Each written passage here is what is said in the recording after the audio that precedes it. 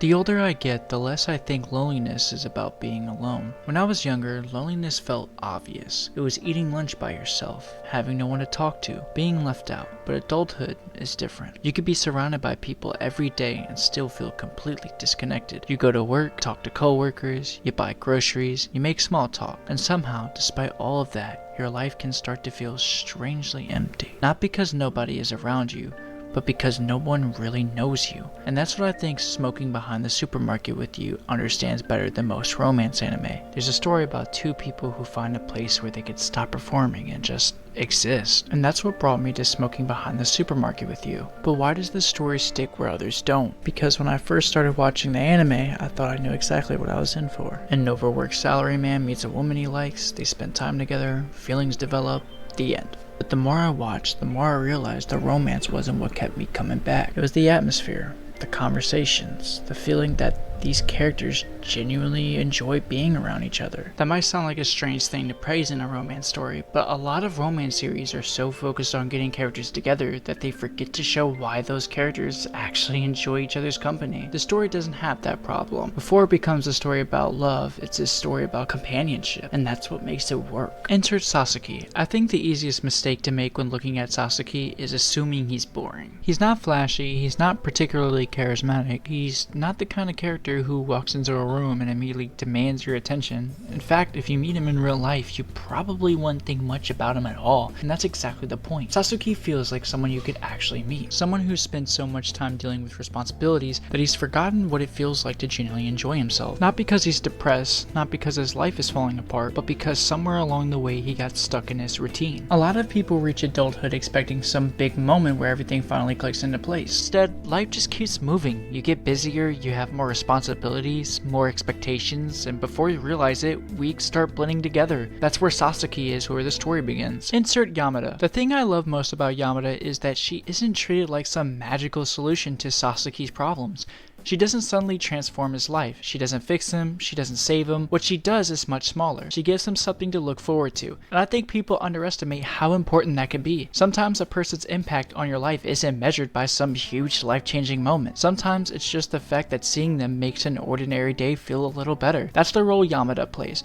Not intentionally, not because she's trying to become important to him. It's just happens naturally, and that's probably one of the most realistic things about this story. The people who end up mattering most to us aren't always the ones that we expect. Sometimes they're just the people who constantly show up. Now let's talk about Taima, because beneath the comedy, she's one of the most interesting parts of the entire series. What makes Taima work isn't the secret identity aspect. Honestly, that's probably the least interesting thing about her. What makes me interested in her is what she represents. Around customers, Yamada has to maintain a certain image. Taima is more willing to say exactly what's on her mind, and I think that's something almost everyone understands. Different situations bring out different parts of who we are. The person you are at work isn't always the same person you are around your friends. That doesn't make either version fake. They're both you. They're just different sides of the same person. That's what makes Taima feel real. She isn't pretending to be someone else. She's just allowing herself to be seen differently. For me, the real heart of this series isn't the romance, it's the conversations. Most stories are obsessed with important moments. This story spends a surprising amount of time on moments that don't seem important at all, and somehow those moments end up carrying more emotional weight than scenes that would normally be considered much bigger, because that's how their relationship works. Most relationships aren't built during dramatic turning points. You spend enough time around somebody and eventually they become part of your life, not because of one specific conversation, but because of all of them. One of my favorite things about the series is where it takes place, not because the smoking area is visually interesting.